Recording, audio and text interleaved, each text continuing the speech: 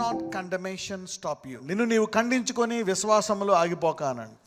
కండమేషన్, we all feel guilty. పొరపాట్లు చేస్తాము, అనుకుంటాము, మళ్ళీ మనము చేయకూడదు అనుకుంటాము, చేస్తాము. We all fight. ఒకసారి మనము ఖండించుకుంటాం. నేను ఇంకా ప్రార్థన ఎక్కువ చేయలేదేమో, అందుకే ఇలా జరిగింది. నేను ఇంకా దేవునికి ఎక్కువ ఇద్దాం అనుకున్నాను, నేను ఇంకా ఇలా చేద్దాం అనుకున్నాను, నేను ఇంకా బైబిల్ చదువుదాం అనుకున్నాను, ఇంకా నేను ఇది చేద్దాం అది చేద్దాం, కానీ నేను అది చేయలేకపోయా. అయితే ఈ సంవత్సరం కూడా దేవుడు నా పట్ల ఏం చేయడా, ఇన్ని సంవత్సరాలు ఏం చేయలేదు, ఈ సంవత్సరం నేను ఎలా ఉంటాను, కాబట్టి సంవత్సరం దేవుడు నన్ను బ్లెస్ చేస్తాడని ఒక నిబంధన కలిగి ఉన్నావు. కానీ ఇదే సంవత్సరం నువ్వు మళ్ళా నిబంధనలన్నీ తెంచేసేటప్పటికి దేవుడికి నీకు తోడుగా ఉండడా. Let's go to Hebrews. Hebrews రాసిన పత్రిక 13వ అధ్యాయము 5వ వచనం. ధనాపేక్ష లేని వారై మీకు కలిగిన వాటితో తృప్తి పొందియుండుడి. నిన్ను ఏమాత్రమును విడువను, నిన్ను ఎన్నడను ఎడబాయను అని ఆయనయే చెప్పెను గదా. దశ నిన్ను ఏమాత్రమును విడువను, ఎన్నడను ఎడబాయను అని ఆయన చెప్పాను కదా. ఇది దేవుడు చెప్తున్నాడు. ఒక్కొక్కసారి మనము చూడండి, భయంతో మనము తప్పు త్రోవలో వెళ్తాం. లంచాలు తీసుకుంటాం, మోసాలు చేస్తాం, అబద్ధాలు ఆడతాం, అప్పు చేస్తాం, తీరుద్దాం అనుకుంటాం, కానీ అప్పు తీర్చాం. ఎందుకు? మళ్ళీ మనకు డబ్బులు వస్తాయా లేదా అని భయం. ఇలాంటి భయాల ద్వారా ఒక్కొక్కసారి మనము దురాశతో కొన్ని పొరపాట్లు. సాధారణంగా దురాశ అన్నీ కూడా దేనికి కారణం అంటే భయానికి కారణం. Every fear comes out of the root of something lakh. మనం ఏదైనా భయానికి లోనై ఉంటామో అప్పుడు మనం కొన్ని తప్పుదోవలకు వెళ్ళే అవకాశం ఉంది. అయితే ఇక్కడ దేవుడు ఏమంటున్నాడంటే, నీ అప్పుల్లో ఉన్నా, కష్టాల్లో ఉన్నా, సమృద్ధిలో ఉన్నా, ఒకవేళ అందరూ నేను విడిచిపెట్టే, సాధారణంగా నీ దగ్గర డబ్బులు లేకపోతే నేను ఎవరు పట్టించుకోరు, అప్పుడు ఇంకా దేవుడు కూడా విడిచిపెట్టేశాడేమో అనుకుంటావు. దేవుడు అంటున్నాడు వాళ్ళెవ్వరూ పట్టించుకోలేదేమో. యెషయా గ్రంథంలో అంటాడు అనమాట, తిండి లేక నీళ్లు లేక ఒకవేళ ఆకలి దప్పులతో అలమటిస్తుంటే అటువంటి వారిని నేను ఆదుకుంటాను అంటున్నాడు దేవుడు. మరి దేవుడు మరి ఎంతకాలం తోడుగా ఉన్నాడు, ఈ సంవత్సరం కూడా తోడుగా ఉంటాడా? ఏం జరగదా? యెహోషువ గ్రంథం 3వ అధ్యాయం 7వ వచనం. అప్పుడు యెహోవా యెహోషువతో ఇట్లా నేను మోషేకు తోడయ్యుండునట్లు నీకును తోడయ్యుందునని ఇశ్రాయేలీయులందరూ ఎరుగునట్లు నేడు వారి కన్నుల ఎదుట నిన్ను గొప్ప చేయ మొదలు పెట్టుదును. చూడండి, if God is with you. మరి ఎన్ని సంవత్సరాలు దేవుడు తోడుగా ఉన్నాడు? ఒక్కొక్కసారి మనం గుర్తించం ఏ స్థాయి నుంచి దేవుడు తీసుకొచ్చాడు. నీకు ఉద్యోగం రాదనుకున్నావు, దేవుడు నీకు ఉద్యోగం ఇచ్చాడు. నేను చదువు పాస్ అవునా అనుకున్నావు, దేవుడు నీకు ఫస్ట్ క్లాస్ ఇచ్చాడు. లేకపోతే ఏదో రకంగా నిన్ను పాస్ చేయించాడు, నీకు పెళ్ళయింది, నిన్ను ఒక గట్టెక్కిచ్చాడు, నీకు ఒక ఆదాయం దొరికింది. నాకు పిల్లలు పుట్టనుకున్నావు, దేవుడు పిల్లల్ని ఇచ్చాడు. నాకు ఇల్లు కొనుక్కుని అనుకున్నావు, దేవుడు ఇల్లు ఇచ్చాడు. అనేక రకాలుగా దేవుడిని హెచ్చించాడు. కానీ ఒక్కొక్కసారి మనకి ఇంకా ఇతరులతో కంపేర్ చేసి నేను ఇంకా బ్లెస్ అవ్వలేదు అనుకుంటా. లేదు, నువ్వు దారిలో ఉన్నావు. అందరూ చెప్పండి నేను దారిలో ఉన్నా. You are on the way. ఇక్కడ ఒక్కొక్కసారి ఇక్కడ దేవుడు మరి యెహోషువతో 40 సంవత్సరాలు మరి మోషే దగ్గర ఉన్నప్పుడు యెహోషువతో తోడుగా లేడా? ఉన్నాడు. మోషేతో కూడా తోడుగా ఉన్నాడు. కానీ ఇక్కడ ప్రత్యేకమైన పిలుపు వచ్చినప్పుడు దేవుడు తోడుగా ఉంటే ఇక్కడ ఏమంటున్నాడంటే, నీకు తోడయ్యుందును, ఇశ్రాయేలు అందరూ ఎరుగునట్లు నేను నేడు వారి ఎదుట నిన్ను గొప్ప చేయుదును. If God is with you, he will magnify you. దేవుడు నీతో ఉంటే నేనేం చేస్తాడంట? ఘనపరుస్తాడంట. God will magnify you, God will lift you up. ఈ సంవత్సరం నువ్వు రెజల్యూషన్ చేసినా చేయకపోయినా ఇంకా విశ్వాసంతో ముందుకు వెళ్ళిపోవాలా అనే ఆశతో ఉన్నావా? దేవుడు ఈ సంవత్సరం నిన్ను హెచ్చిస్తాడు. God will lift you up this year. పక్కన చెప్పండి, ఎలాగైనా దేవుడు నిన్ను హెచ్చిస్తాడు అని చెప్పండి.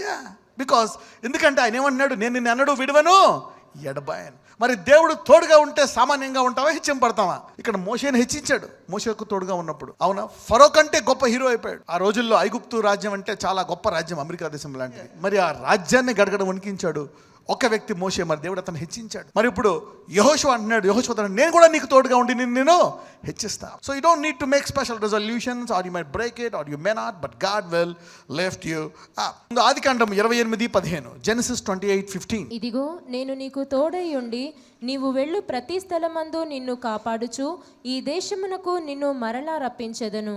నేను నీతో చెప్పినది నెరవేర్చు వరకు నిన్ను విడవనని చెప్పగా. యాకోబు చాలా కష్టాల్లో ఉన్నాడు, కొన్ని పొరపాట్లు చేశాడు, పారిపోతున్నాడు. ఇక దేవుడు ఆశీర్వదిస్తాడా లేదా? వాగ్దానం అయితే ఉంది, కానీ తండ్రి ఆశీర్వదించాడు, తనకి ఆశ ఉంది. కానీ తను చేసిన కొన్ని పొరపాట్ల వల్ల తను ఖండించుకుంటాడు. క్రైస్తవుల్లో పరిశుద్ధాత్మ ఉంటుంది. వాడు ఏమన్నా పొరపాటు చేస్తే ఆ పరిశుద్ధాత్మ లోపల నుంచి నువ్వు ఇది చేసావు అని అంటది, నువ్వు నీతిగా ఉండాలని ఒక మాట అంటది. దాన్ని పట్టుకొని నువ్వు ఖండింపబడి నువ్వే ఖండించుకుంటూ ఉంటావు. ఇక్కడ ఏమంటున్నాడు, ఇక్కడ ఇలాగా తను ఖండింపబడి యాకోబేమో నాకు అన్నం ఉంటే చాలు, నాకు దేవుడు రొట్టిస్తే చాలు, నన్ను క్షేమంగా బతికిస్తే చాలు అని యాకోబు అనుకుంటే ఏమంటాడు, నీవు వెళ్ళు ప్రతి స్థలమందు నిన్ను కాపాడుచు నీ దేశమును నిన్ను మరల రప్పించేదను, నేను నీతో చెప్పినది నెరవేర్చు వరకు నిన్ను విడువను.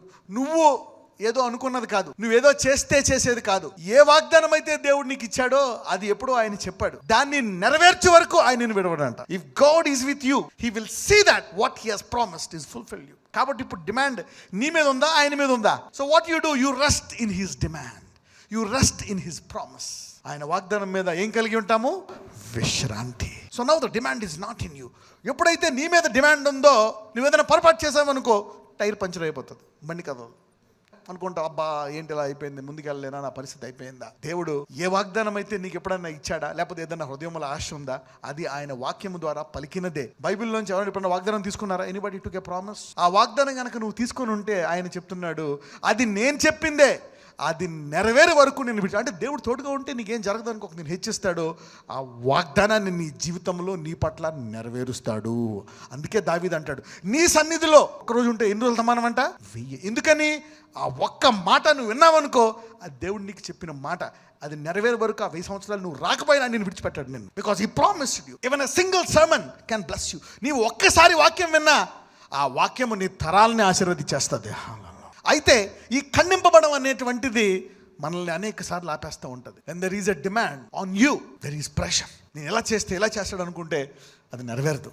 యాకోబు చూసారా, దేవుడు చెప్తున్నాడు, యాకోబు ఇదిగో నువ్వు ఎక్కడికి వెళ్తే అక్కడికి వెళ్తాను, నేను మళ్ళీ తీసుకొస్తాను, నేను నీ అంటే ఇప్పుడు డిమాండ్ యాకోబు మీద ఉందా, దేవుడి మీద ఉందా? యాకోబుని మళ్ళీ తీసుకొచ్చి ఇజ్రాయెల్గా మార్చి హెచ్చించి నేటి వరకు ఆశీర్వాదకరంగా చేశాడంటే ఈ వాగ్దానం ఇజ్రాయెల్ మీద, యాకోబు మీద దేవుడే తన మీద వేసుకున్నాడా? తన మీద తను వేసుకున్న డిమాండ్ని మీ పట్ల నెరవేరుస్తాడు. నీవు విశ్రాంతిగా కూర్చొని వాక్యం విని ఆయన స్తుతించడమే. హల్లెలూయా. ఎందుకు దేవుడు నీకు తోడుగా ఉంటాడని మరీ చెప్తున్నాడు?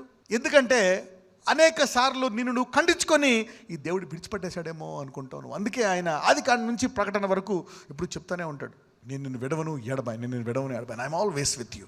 దేవుని మీదే డిమాండ్ ఉన్నప్పుడు ఎక్కువ వాగ్దానాలు తీసుకోవాలండి. That is what grace does. ఇదే కృప చేస్తుంది. నీ మీద డిమాండ్ పెట్టుకుంటే ఒక వాగ్దానం తీసుకున్నా జరుగుతుంది జరగదా అని అనుకుంటావు, కానీ నెరవేరుతుంది. అదే దేవుడి మీద డిమాండ్, ఆయన నెరవేరుస్తాడని చెప్తే ఎన్ని వాగ్దానాలు తీసుకుంటే ఏమంటే యేసుక్రీస్తునందు ఎన్ని వాగ్దానాలు ఉన్నాయి, అన్నీ ఎవరి మీద డిమాండ్? ఆయన మీదే. హల్లెలూయా. ఈరోజు ఈ వాక్యం విన్న వాళ్ళు ఇప్పుడు దాకా 1-2 నెరవేరాయేమో, కొంతమందిలో దగ్గర 25 నెరవేరుతాయి ఈ సంవత్సరం. You increase your capacity by listening more promises. ద్వితీయోపదేశకాండము 31-8.